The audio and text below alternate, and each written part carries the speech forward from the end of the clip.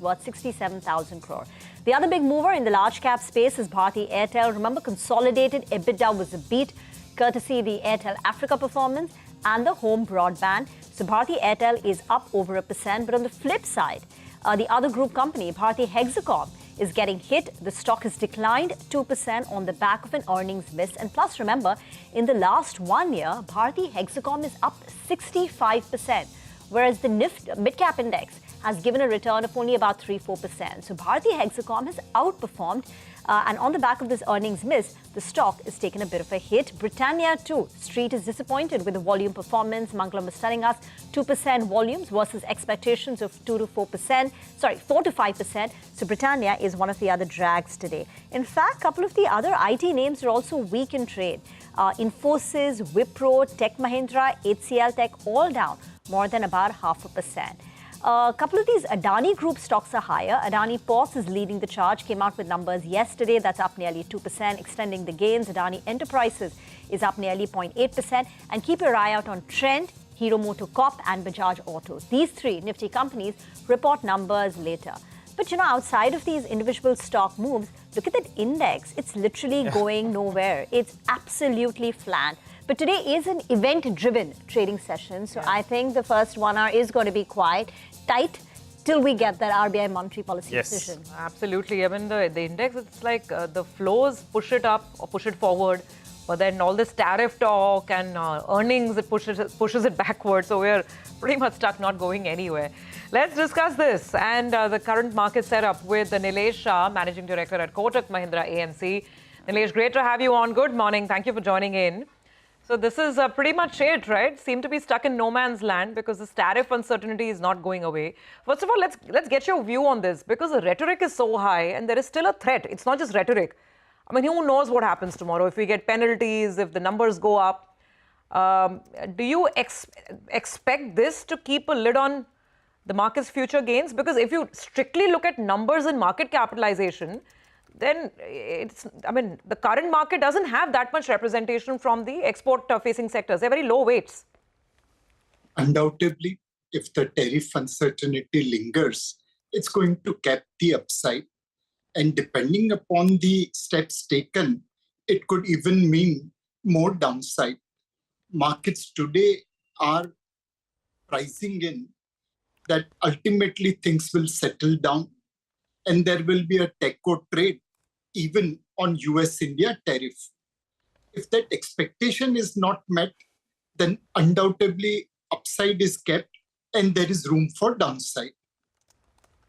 So suppose, Nilesh, morning, we get that 25% number, despite all attempts to try and negotiate it, all hopes. What if it stays at 25% and add in a couple of penalties, or even just pure 25%? What is the extent of downside that we're looking at? I mean, is the market just getting too complacent about this taco trade and the fact that India will be able to negotiate a good deal?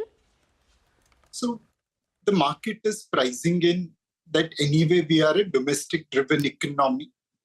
And some of our exports, like pharma, may continue to get a preference.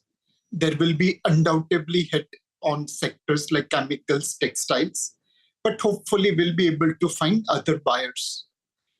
Exports to US is about 2% of GDP. And if something gets hit, we could cover that up through stimulating domestic economy. More importantly, market is also believing that better senses will prevail. Yesterday, we did see some American politician reminding to President Trump that India is an ally and your enemy number one is some other country.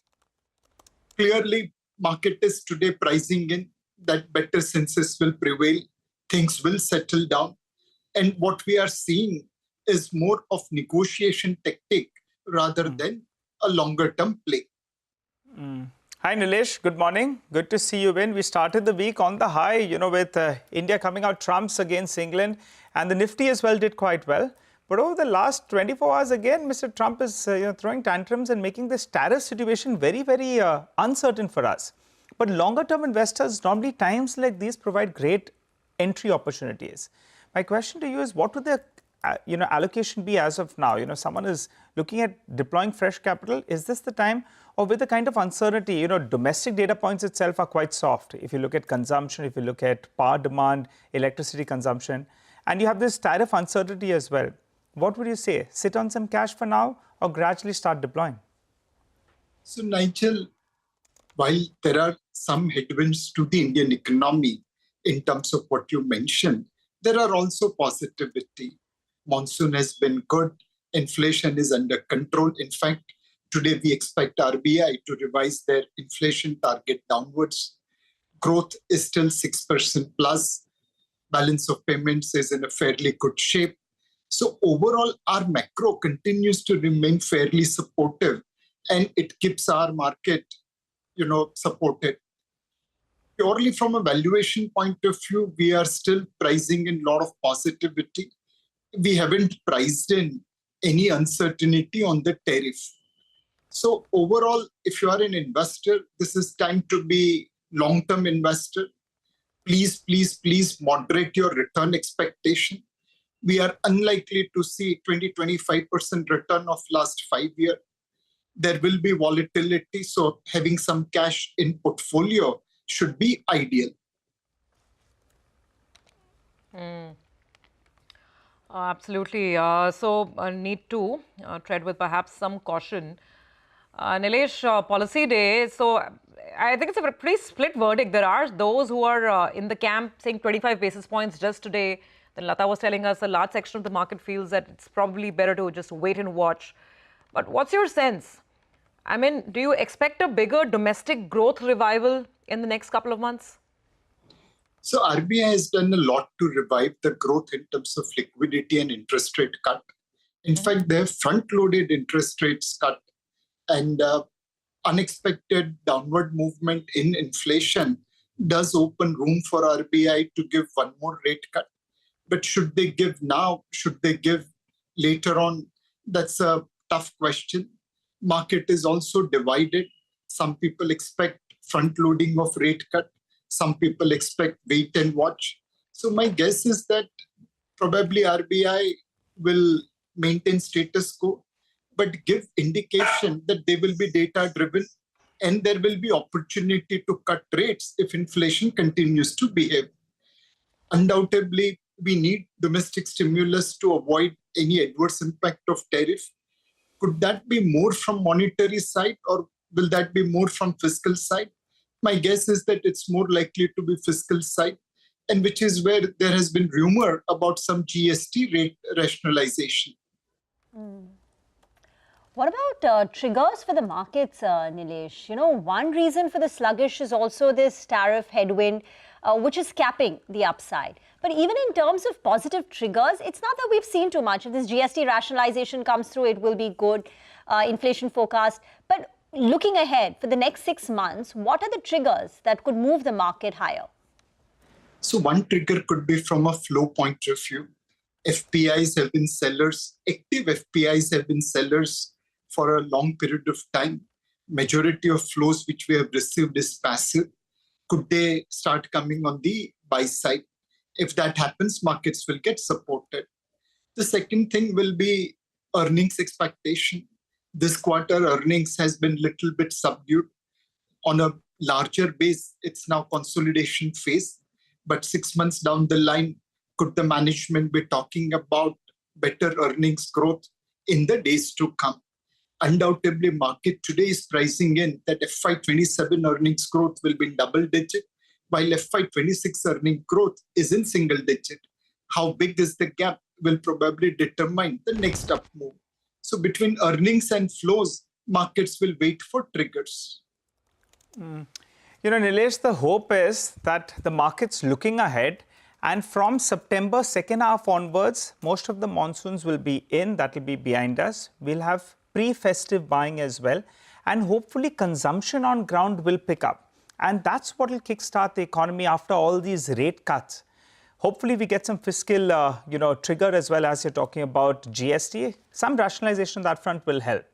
Given all of this, consumption is expected to improve. So how do you, play that particular basket? Or which are the sectors, themes that you would look at? So, Nigel, it is unlikely that people are going to spend money on roti and kapda. That's well taken care of right now. It's more likely that this money is going to get spent on experiences. We believe consumer discretionary space is something which will get flipped, which will get boost from the tax rate cut, potential GST rationalization, a petrol diesel price cut as the pump level prices are much higher than crude level prices, and also eventually 8th pay commission. The Sone Pe Suhaga is interest rate reduction, which reduces EMI burden on the borrowing people. So consumer discretionary space, which includes airline, tourism, travel, home improvement, electronics, these are the items where we believe there will be outperformance, there will be volume as well as margin expansion. Any pocket in the market, Nilesh, where you see value right now? Value, well, beauty is in the eye of beholder. If you are looking to buy... What is looking beautiful to you? Yeah. So, Rima, if you're looking to buy 100 rupee thing at 80 rupees, there's nothing in the market which is that cheap. Especially, as an investor, we are not activist investors which can unlock value. If you are looking to pay fair price, 100 rupee thing at 100 rupee, then consumer discretionary is one space, as I explained earlier. There are some financial services firm where there could be opportunity. I believe even chemical sector hopefully is making bottom in the specialty and niche chemicals. So these are some of the sectors where I believe you will be paying a fair price and you will be paying for the growth at reasonable price. Okay, all right. What about autos? How do you approach that space? There has been some softness. Mahindra & Mahindra is obviously an outlier. Tractors as well have been pretty good. But how do you play this theme?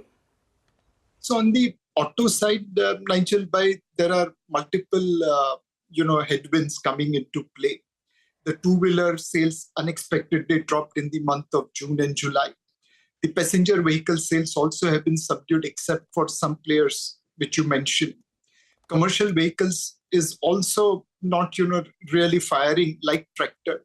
So effectively, you are playing a bottom-up stock picking in auto sector.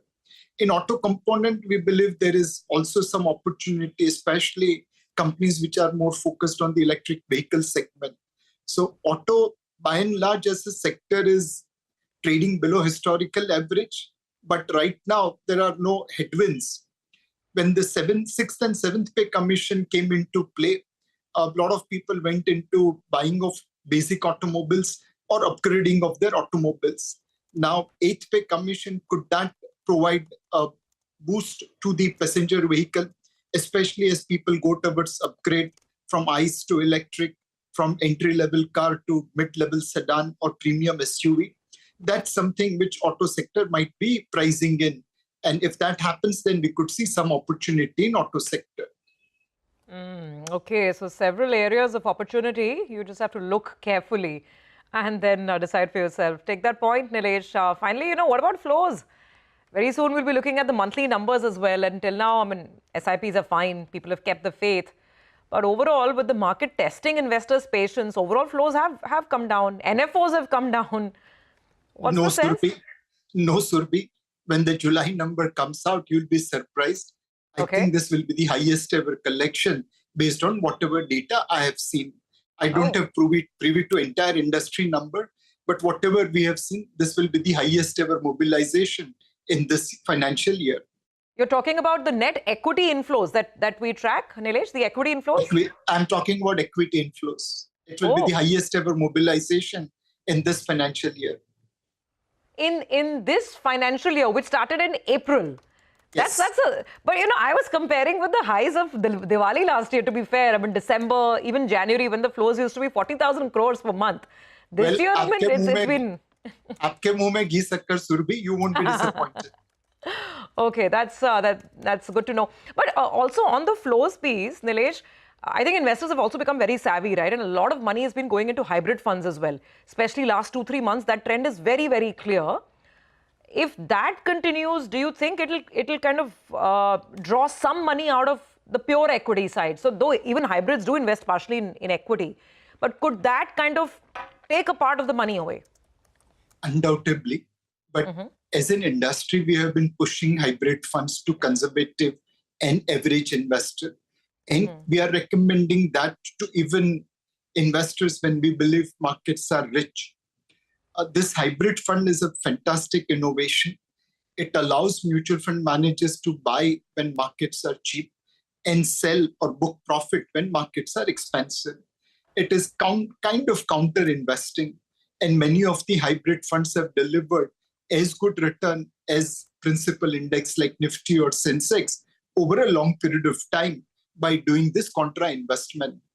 This hybrid funds collectively will have about 75,000 crore to 1 lakh crore to invest in case market falls and becomes cheap. This kind of provides bottom to the market. And at this point of time, hybrid funds should be part of every conservative and average investor's portfolio. Okay, all right, Nilesh, appreciate you joining in. We're going to hold you at that. The flows are going to be solid, and Surbi as well. Keep an eye out on that number. Things could get better from here on, because in the studio, Surbi normally tells me, Nigel, dissect the data. It's not looking as good as what it was, but she's keeping the faith, I'm told. So no, absolutely, because now Nilesh has given us a headline looking out, I think, at 9th, 10th usually. This time 9th is falling on a weekend, so maybe next week we'll have the numbers, and fingers crossed for that. Thank you so much for joining in, Nilesh. Great talking to you. Thank you. All right, well, let's get to our next management then. Prestige Estates, they reported actually a very strong operational performance in the first quarter. The sales number popped up by close to 300%. Sales volumes as well were up 234%. Mr. Irfan Razak, the Chairman and Managing Director of the Prestige Group, joins us on the show. Hi, Mr. Razak. Good morning. Always a pleasure talking to you, sir. Thanks a lot for joining in. For this year, give it a couple of numbers. What kind of sales value as well as volume growth are you looking at? Give us the absolute number. We've done 12,000 in the quarter. Yeah. And now we had given guidance of 25,000 at the beginning of the year.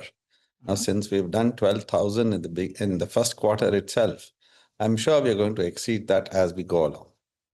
Okay, all right. You want to tell us by how much? Because you've gotten off the blocks in style. It's like the opening batsmen have come in there and they are, pummeling the bowlers. So could it be a 20% beat, a 25% beat in comparison to what you've already guided for, just going by the current run rate? I'll stick to the 25, and then whatever extra comes, that comes, because I think baseball is fine in the beginning, but then we need to win the match. Yeah, we saw how that worked out, right? In the past test, England came out, baseball they thought was the way. One was wondering they're playing a T20 or a test match, but ultimately our boys came out on top.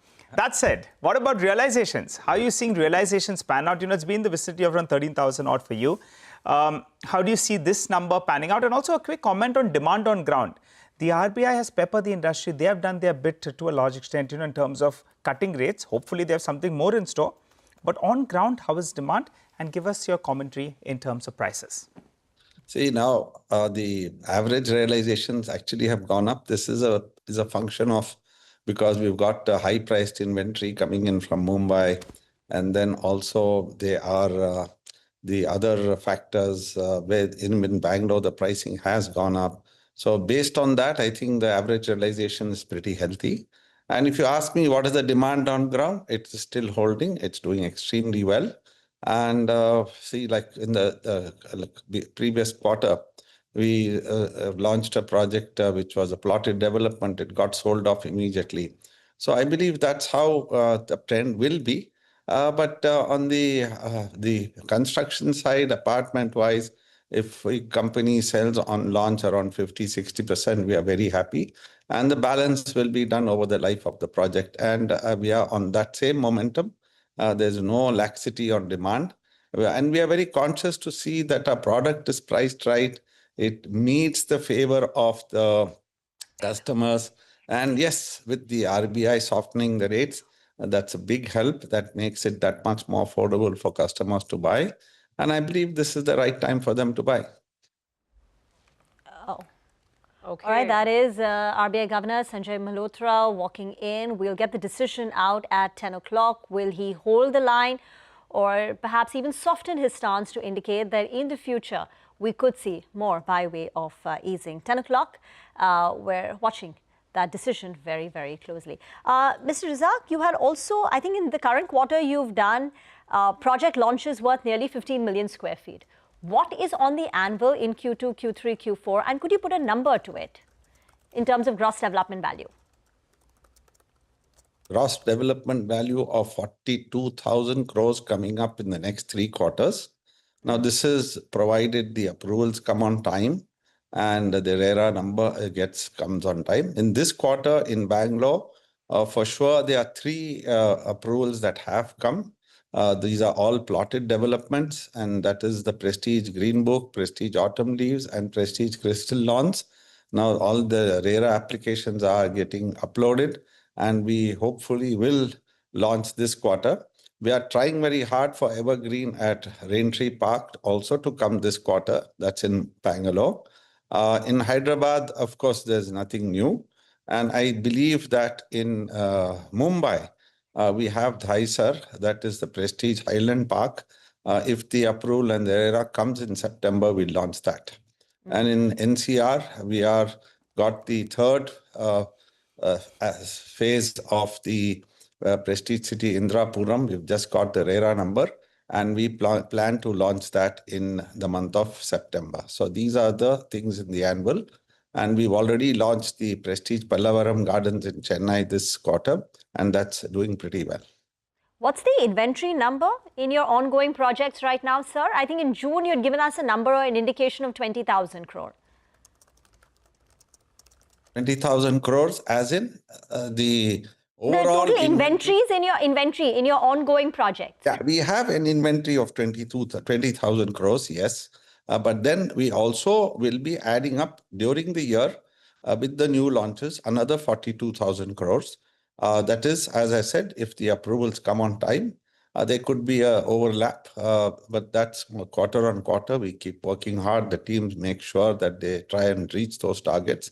If that happens, the numbers for this year will be very different, but we'll stick to our original sales target volume of 25,000. And I do believe the way the trend is, we will exceed, but I don't want to put on... Can you hear me? Yes. Okay. Okay. Just one final question, sir. NCR has contributed very significantly for you. I think it's the largest share at close to about 59%. Going ahead with the kind of launches, what is the breakup geographically going to look like? And if you could just throw in a word on office occupancy, it's been strong, but what kind of leasing will we see in FY26? Yeah, now see, fabulously, it's NCR for a newcomer who's come in the first project. We've had a fabulous response. We are grateful to the NCR market and to the buyers for having trust in us. And I believe that the NCR, the phase 3 also, which we are going to launch, will meet a very good response. And we are looking at a lot more deals in the pipeline, which we'll tell you as we go along. And on the office leasing, the good news is the leasing has done very well. We are almost 90% plus, or maybe 95% plus on occupancy. And even the newer properties which are getting ready, which are coming up, even those are getting consumed. Just yesterday, my CEO of office gave me the good news that there's a park that is getting ready and he's committing the entire park itself. Even in Mumbai, we have done some pre-leasing in BKC, and we've already done almost more than 50% of that. And it's pre-leasing because the product gets ready only in 2028. So I think the times are good. We have to keep an eye and see how things keep changing. But as of today, there is no cause for concern. Okay, all right. On that optimistic note, sir, we'll leave it for today. Thank you very much for joining in, and we wish you good luck for the rest of the year as well. So that's a view coming in from Prestige.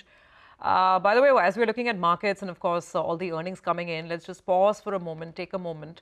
And Team CNBC-TV18, of course, offers its prayers and thoughts for all of those who've been impacted by those devastating floods that we saw in Uttarkashi because of the cloudburst yesterday. And those very, very disturbing visuals of huge, huge amounts of water just simply, ravaging towns and villages altogether. At least 4 people as of now have been killed. That's what the latest reports say. More than 100 remain missing. And it was this devastating, cloudburst, and that triggered the flash flood.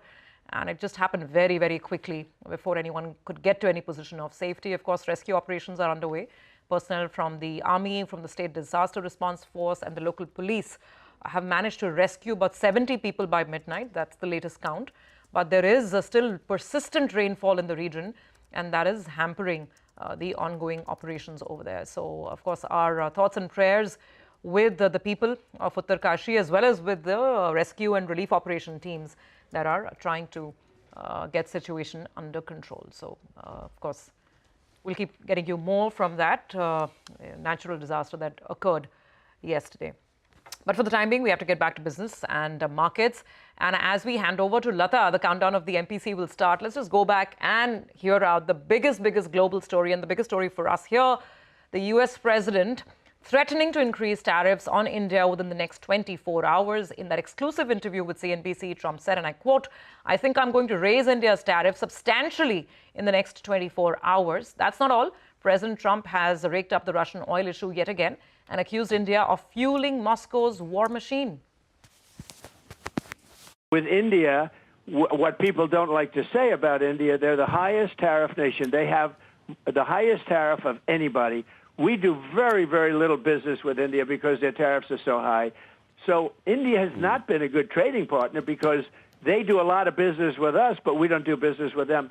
So we settled on 25%, but I think I'm going to raise that very substantially over the next 24 hours because they're buying Russian oil, they're fueling the war machine, and if they're going to do that, then I'm not going to be happy. But India went from the highest tariffs ever. They will give us 0 tariffs, and they're going to let us go in. But that's not good enough because of what they're doing with oil. I'm not worried about prices because we're drilling at levels that nobody's ever seen before. And what Biden did is he stopped my drilling.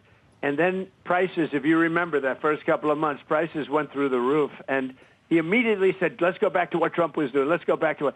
But by that time, they had blown it, and the energy prices were so high, and that's what caused that, and his crazy spending is what caused, by the way, the largest inflation in the history of our country was during the Biden administration. Two Kevins are doing well, and I have 2 other people that are doing well. You know, look, it's in the end, there are numerous people that are qualified. Everyone on your phone right now, in terms of at your beautiful studio, would be very qualified, in my opinion. You guys are better than most of the people that do it for a living. But I watched a lot, actually.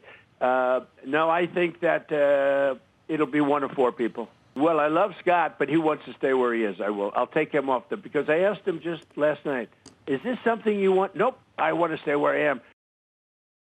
Pharmaceuticals will be putting a initially small tariff on pharmaceuticals, 1.5 years maximum.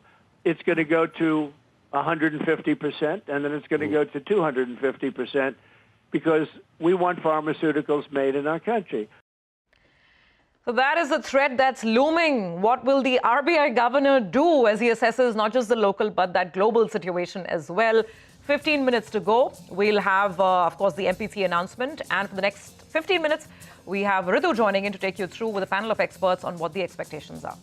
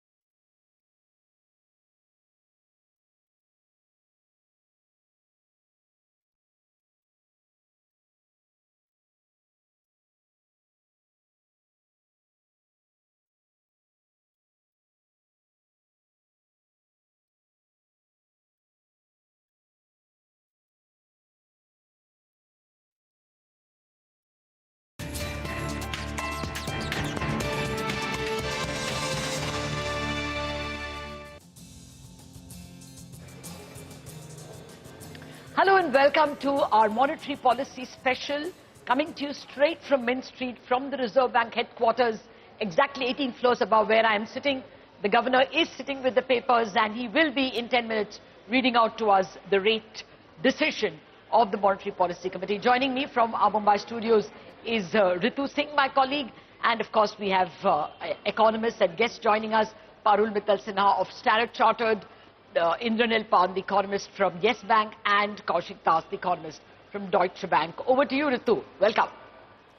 Thanks for that, Lata. You know, it's turning out to be anything but predictable, this policy. Our poll is pretty evenly split on whether there will be a rate cut, a 25 basis point cut, or the RBI will continue to hold. That seemed to have been the dominating view at least a few weeks back. But the trump card, the tariffs, that has sort of changed the situation, with more people now expecting a cut. But that said, the terminal rates are seen at 5.25%. So either way, another 25 basis points could wrap up this easing cycle. As to when the last cut could be, our poll is pretty evenly split between August, October and December. The stance is expected to be left at neutral. It was just changed in the previous policy, unlikely to tinker with that. But growth, commentary on that is going to be very crucial. We'll watch for that. Our poll says RBI will leave the forecast unchanged at 6.5% for now. It'll wait for the next set of data before any tinkering, if at all, is done. But CPI, 3.7% for the current fiscal, is most likely going to be lowered. The majority consensus is between 3 to 3.3%. The tone will, of course, be dovish, given the softer inflation print and some of the growth concerns. Lastly, some changes in the liquidity framework, whether that will be announced, and, a possible EBLR extension to NBFCs are some of the other things that the street will watch out for. Okay, well, I'll just tell you how the market is poised at this point in time. Just before miking up, I was asking market people, the swaps market is pricing a 60% chance of a cut on September 30th. That is the next policy. 60%. So the majority is tilted in favor of the next policy cut, not this one. But we have the experts here. So let me start with you. Parul, what's your sense? This is what they told me the swap market is saying. If it indeed is, a kind of a dovish pause, how do you think the yields will react? Hi, Lata. So like you rightly said, market is right now pricing in a full 25 basis points cut combined between this policy and the next one. And this is a classic 50-50 policy. Market is priced in something like a 30 to 40% chance in this policy itself and the balance in the next one. So let's say RBI stays on pause today. I think the inflation and growth dynamics are such that market will continue to price that full 25 basis points of rate cut in the next MPC. So I don't expect a large market reaction in case of a pause today. The short end, the curve shape will change a little bit, but otherwise the 10-year levels, the 5-year level on OIS, the 10-year IGB levels should remain unimpacted. The main thing we will watch out for is where does RBI take the inflation forecast to, because that will give a sense to the market of certainty about the next rate cut in the next MPC. And if they revise it all the way down to 3%, where most of the market economists are, that will actually fuel more expectations beyond the 25 basis point, which is currently priced in the market between the two policies. So I think 25 basis points rate cut, whether it comes now, today, or in the next MPC, doesn't do much impact for markets. The main thing to look out for is, can market go on to price in some probability of another rate cut?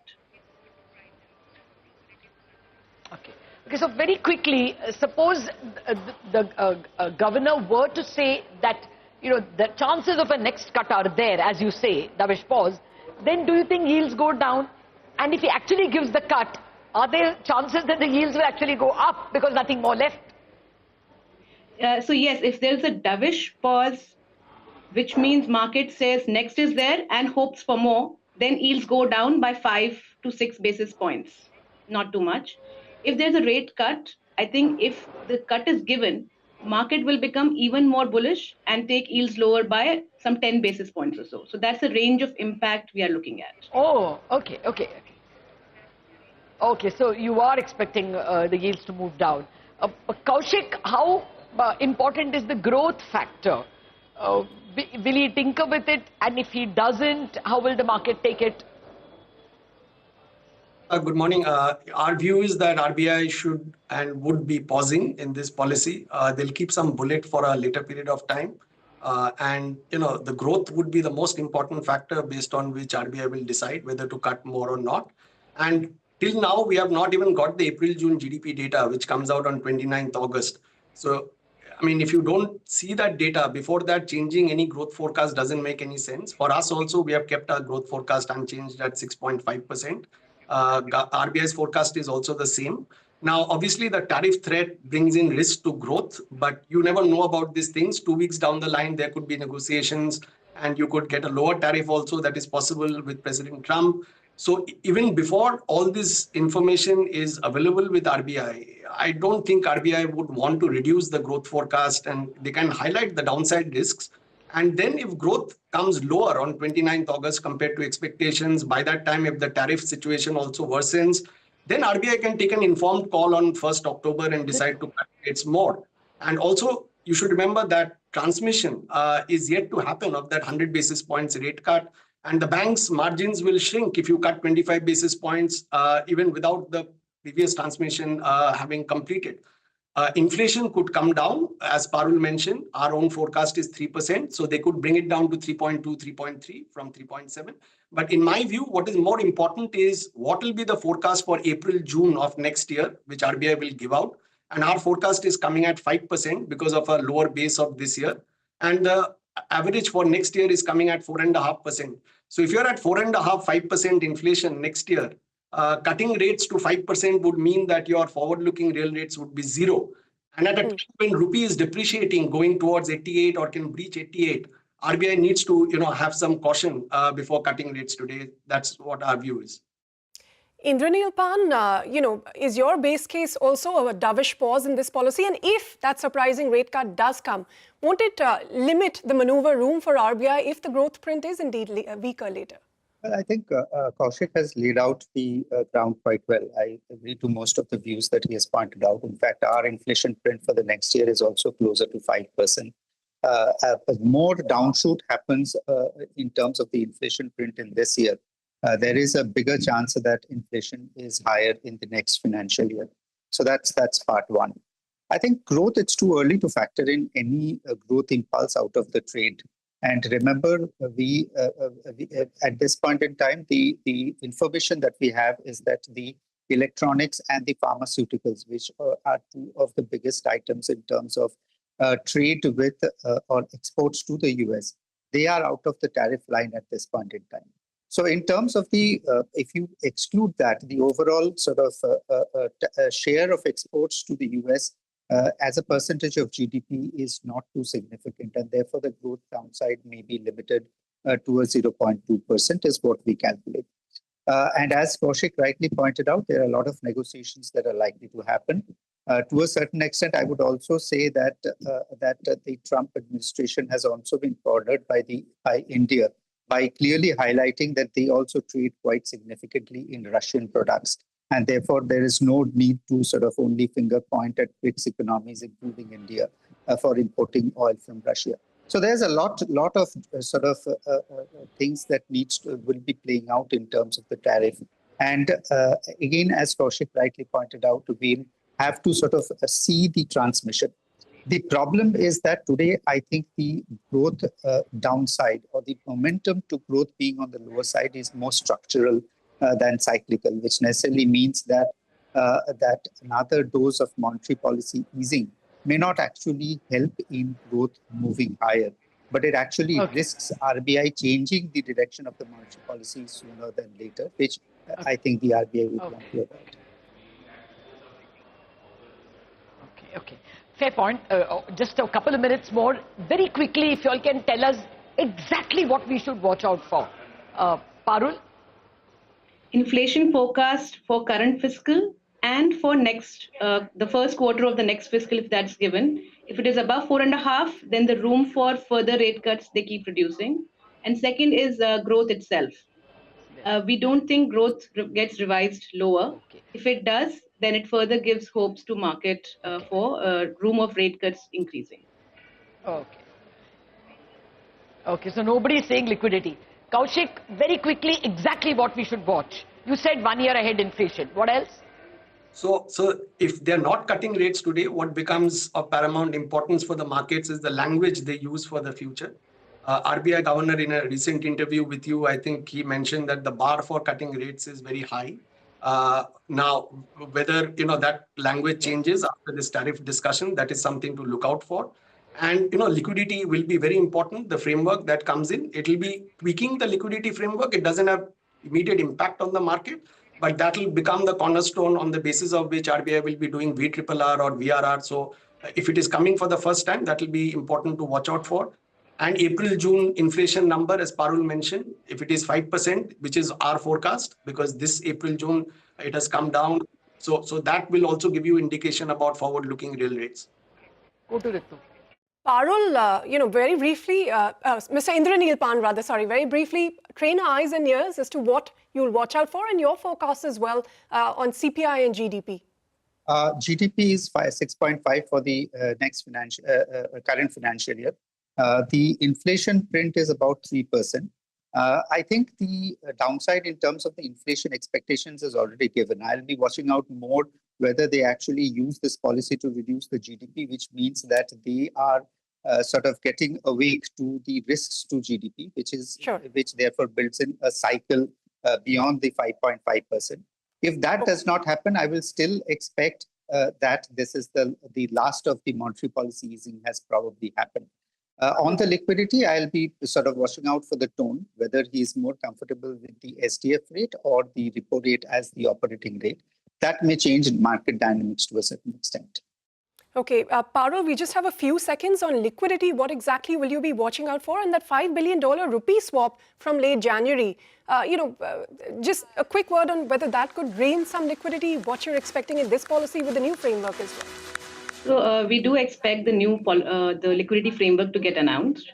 The main thing to watch out there will be whether RBI retains the policy benchmark to be the MCLR. Okay, Parul, we have the governor.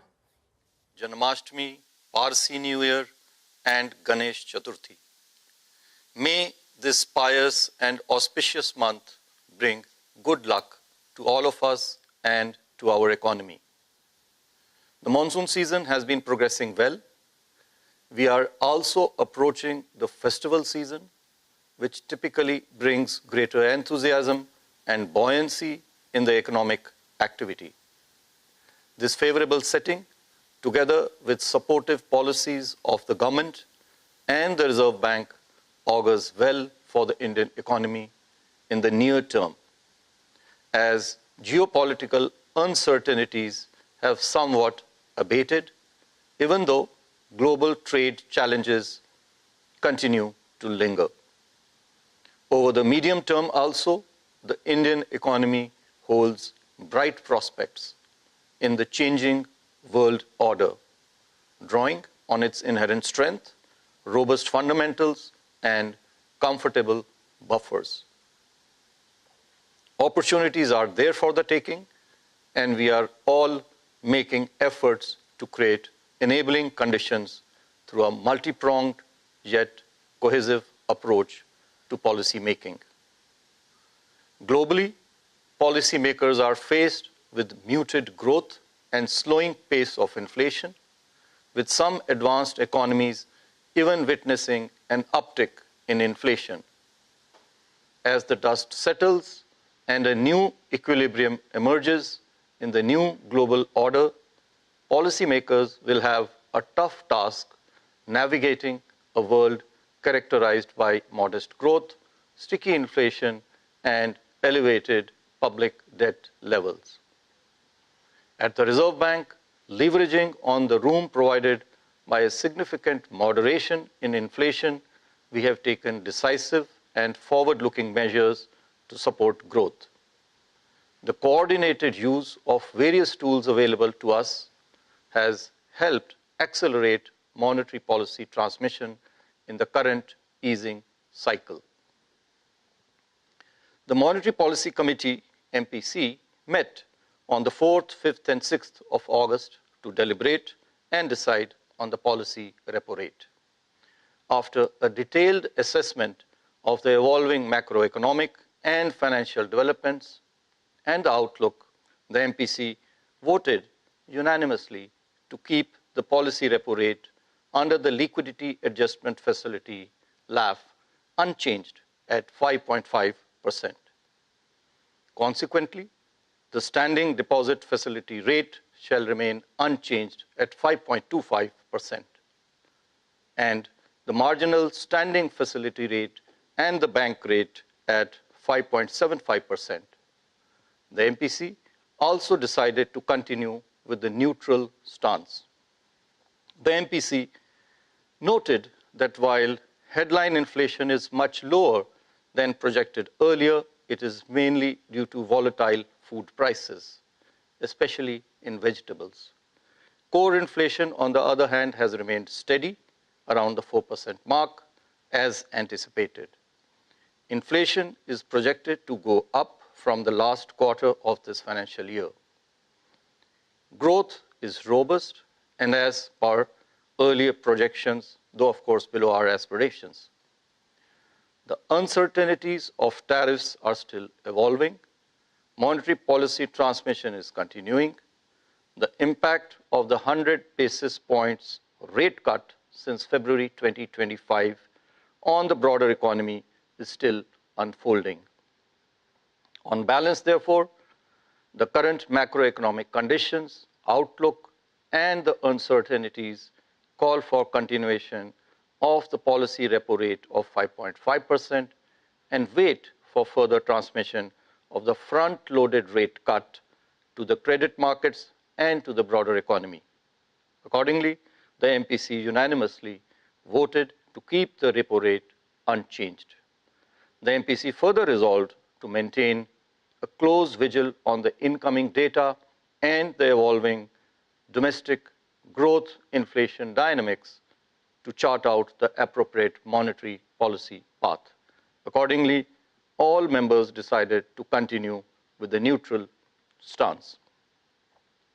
Now I'll turn to an assessment of the growth and inflation in our country. First of all, growth. Domestic growth is holding up and is broadly evolving along the lines of our assessment, even though some high-frequency indicators showed mixed signals in May, June this year. Rural consumption remains resilient, while urban consumption revival, especially discretionary spending, is tepid. Fixed investment supported by buoyant government capex continues to support economic activity. On the supply side, steady southwest monsoon is supporting kharif sowing, replenishing reservoir levels, and boosting agriculture activity. Moreover, services activity remains steady, though some high-frequency indicators recorded a modest expansion. Services PMI increased to an 11-month high of 60.5 in July 2025. Construction activity continues to exhibit resilience. However, growth in the industrial sector remained subdued and uneven across segments, pulled down by electricity and mining. While the manufacturing PMI remained elevated in Q1, the IIP, Index of Industrial Production, showed moderation. Turning now to the growth outlook, the above normal southwest monsoon, lower inflation, rising capacity utilization, and congenial financial conditions continue to support domestic activity. The supportive monetary, regulatory, and fiscal policies, including robust government capital expenditure, should also boost demand. With sustained growth in construction and trade segments, the services sector is expected to remain buoyant in the coming months. Prospects of external demand, however, remain uncertain amidst ongoing tariff announcements and trade negotiations. The headwinds emanating from prolonged geopolitical tensions, though abated as I mentioned earlier, persisting global uncertainties, and volatility in global financial markets pose risks to the growth outlook. Taking all these factors into account, real GDP growth for 2025-26, the current year, is projected at 6.5%, our earlier projection, with Q1 at 6.5%, Q2 at 6.7%, Q3 at 6.6%, and Q4 at 6.3%. Real GDP growth for Q1 next year, 2026-27, is projected at 6.6%. The risks are evenly balanced. I will now speak on the domestic inflation. CPI headline inflation declined for the 8th consecutive month to a 77-month low of 2.1% in June. This was driven primarily by a sharp decline in food inflation, led by improved agricultural activity and various supply-side measures. Food inflation recorded its first negative print since February 2019. It was negative 0.2% in June. Double-digit deflation in vegetables and pulses drove this contraction. High-frequency price indicators signal a continuation of the lower price momentum in fruit prices to July, the last month as well. Fuel group inflation moderated over 2 successive months to record 2.6% in June.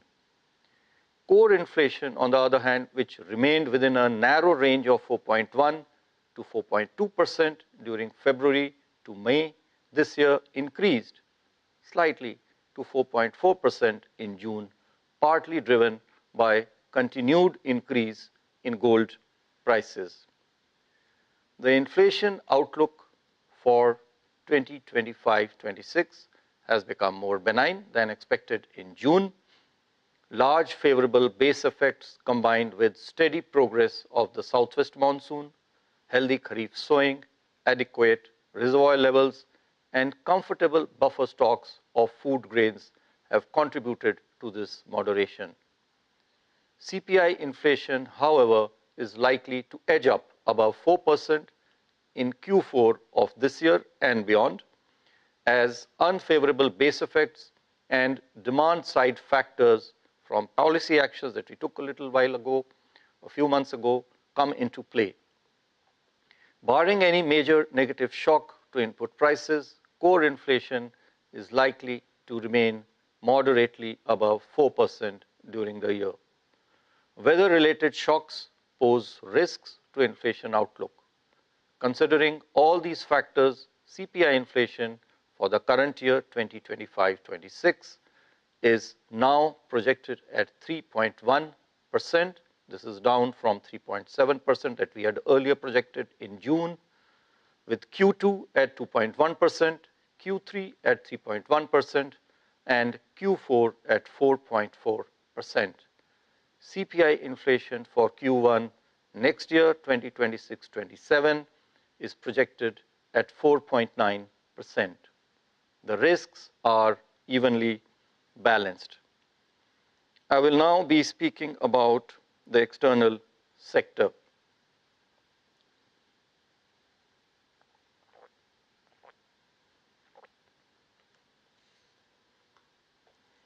India's current account deficit CAD moderated to 0.6% of GDP last year in 2024-25 from 0.7% of GDP in 2023-24. And I want to underline over here that it is not only in percentage terms as a proportion of GDP that it decreased by about 0.1% because of the expansion in GDP, but also because of a decrease in absolute terms of CAD by about $3 billion US dollars, from $26 billion to $23 billion. And this is on account of robust services exports and strong remittances receipts. Despite a higher merchandise trade deficit, we have been recording, as you are aware, a high growth rate of about 17% in services exports in the last 4 years, and about 14% compounded annual growth rate of remittance receipts in the last 4 years ending 2024-25. This has made up more than for the higher merchandise trade deficit that we had last year. The merchandise trade deficit further widened in Q1 of 25-26. India's share in world services exports has risen markedly from about 2% in 2005 to 4.3% in 2024, driven by strong software and business services exports. Robust services exports coupled with strong remittance receipts are expected to keep the CAD within sustainable level even during the current financial year. On the external financing side, gross FDI to India remained strong during April to May 2025-26 this year. However, net FDI moderated during this period due to higher outward FDI. FPI inflows to emerging markets and economies have remained strong in May and June 2025. However, net FPI to India recorded outflows of $0.8 billion this year so far till July 31. This is mostly on account of outflows in the debt segment. External commercial borrowings, on the other hand, witnessed higher net inflows compared to that last year. Inflows under non-resident deposits too remained positive, albeit witnessing some moderation. As on 1st August 2025, India's foreign exchange reserves stood at a robust $688.9 billion, sufficient to cover more than 11 months of our merchandise imports. Overall, India's external sector continues to remain resilient. We remain confident of meeting our external financial requirements comfortably. I will now turn to liquidity and financial market conditions. System liquidity as measured by the net position under the liquidity adjustment facility has been in surplus on an average of about 3 lakh crore rupees per day since the last MPC. This is in comparison to an average daily surplus of 1.6 lakh crore rupees during the previous 2 months.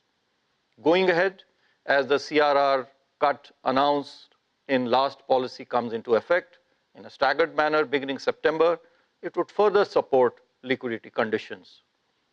The comfortable liquidity in the banking system has reinforced transmission of the policy repo rate cuts to the money, bond, and credit markets during the current easing cycle. In the credit market, the weighted average lending rate of scheduled commercial banks declined by 71 basis points as against the 100 basis points rate cuts for fresh rupee loans, and of this 55 basis points is due to interest rate reduction, the remaining on account of the change in the mix of the loans. Further, on outstanding rupee loans since February 2025 to June 2025, there has been a 39 basis points reduction in the weighted average lending rate. On the deposit side, similarly, the weighted average domestic term deposit rate on fresh deposits moderated by 87 basis points during the same period. Moreover, the transmission to lending rates has been broad-based across all sectors. Going ahead, the Reserve Bank will continue to be nimble and flexible in its liquidity management. We will endeavor to maintain a sufficient liquidity in the banking system so that the productive requirements of the economy are met and transmission to money markets and the credit markets remains smooth. Here I would like to take a moment and mention while we are on this subject of liquidity, that an internal working group, as some of you may be aware, had been set up by the Reserve Bank to review our extant liquidity management framework, which has been in operation since February 2020. It had been 5 years. So this working group was set up. It has submitted its report, and we will be shortly publishing the same on our RBI website for public consultation. The group broadly has found that the Walker, the weighted average call rate, is highly correlated with the other money market rates, with TREPs and market repo in the collateralized segments. Further, they have also found that it is effective in transmitting signals to other money market instruments across maturities. Therefore, the group has recommended continuation of the overnight Walker as the operating target of monetary policy. The group has, inter alia, also recommended to continue with the variable repo and reverse repo rate auction mechanisms of various tenors, with the objective of maintaining the operating target rate at the policy rate. I will now come to financial stability. The system level financial parameters relating to capital adequacy, liquidity, asset quality, and profitability of the scheduled commercial banks continue to remain very healthy. The CRAR is more than 17%, NIM at 3.5%, the liquidity at 132%, GNPA at about 2.2%, NNPA at about 0.5 to 0.6%. The credit deposit ratio for the banking system is at 78.9%, broadly similar to that a year ago. Similarly, the system level parameters of NBFCs too are sound, with adequate capital position and improved gross NPA ratios. Bank credit grew at 12.1% last year in 2024-25. And I want to highlight over here that while it was slower than the growth rate of 16.3% in 23-24, it is higher than the average growth rate of 10.3% recorded in the 10-year period preceding 24-25. Moreover, it is important to look at all sources of funding to the non-financial sector and not only bank credit. And so we find that in 24-25, while the bank credit, non-food bank credit, in fact, reduced by about 3.4 lakh crore rupees from 21.4 lakh crore to almost 18 lakh crore, the flow from non-bank sources more than made up for this decrease. Thus, even though growth rate of bank credit slowed last year, the overall flow of financial resources to the economy increased from 33.9 lakh crore rupees in 23-24 to 34.8 lakh crore rupees last year. That is an increase of almost a lakh crore of rupees. And we find that this trend continues even during the current financial year. As transmission to money markets has been faster, large corporates increasingly have relied on market-based instruments such as commercial paper and corporate bonds to source funds, reducing their exclusive reliance on bank credit. Similarly, profitability of large corporates has increased. Their internal resources, therefore, have become an important source for business expansion. Before I conclude, let me underline that for us at RBI, the interest and welfare of citizens of India is foremost. It is the people of India, including those at the very bottom of the pyramid, who are our raison d'etre, the reason of our being. In this regard, therefore, I have 3 consumer-centric announcements to make. One, as Jan Dhan scheme launched about 10 years ago, completes now the decade. A large number of accounts have therefore become due for re-KYC. The banks are therefore organizing camps at Panchayat level from 1st of July to 30th of September in an endeavor to provide services at consumer doorsteps. Apart from opening new bank accounts and re-KYC, the camps will also focus on microinsurance and pension schemes for financial inclusion and customer grievance redress.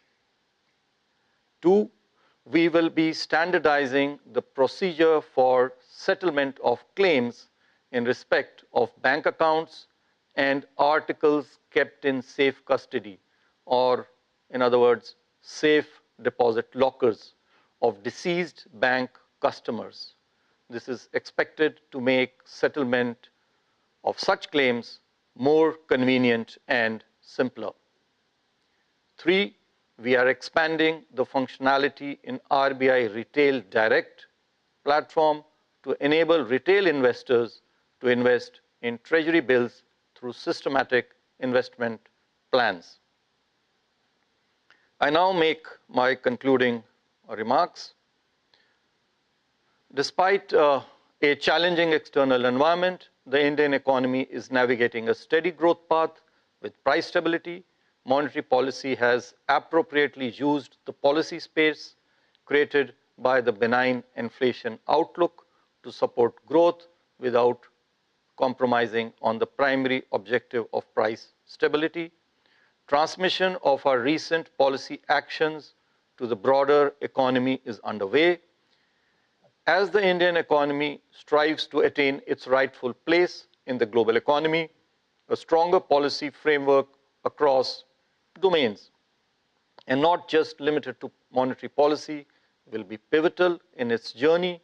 We, on our part, will continue to be agile and proactive in maintaining and providing a facilitative monetary policy, which will be based on incoming data and the evolution of the growth inflation dynamics.